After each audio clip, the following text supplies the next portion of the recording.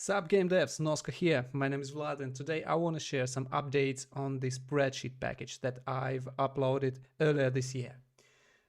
So the core idea hasn't changed. You still have to design the structure of the data that you want to keep and the way that these data are connected one to another. Inherit from the spreadsheet container base class from Noska Spreadsheets namespace.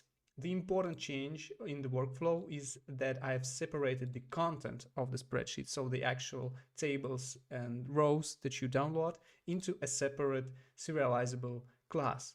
This was done to enable the export of your spreadsheet into a JSON or binary format to later use them at a dedicated server, for example. At least that's how I use this feature.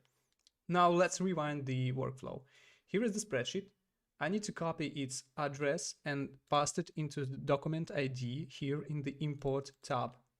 Once it's done, I need to select which pages of the spreadsheet I want to parse down to the scriptable object. I can click import, it takes a while, and then my data are transferred into the scriptable object. If I need to export it to a server, as I mentioned earlier, I need to specify the path, the name of the file, and the format which I would like to keep it.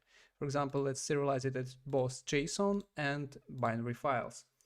As usual, JSON format is human readable but not protected from the cheaters, while the binary format is human unreadable, and it's a good option if you want to obscure the settings of your game if you're making a multiplayer game to make it cheater proof.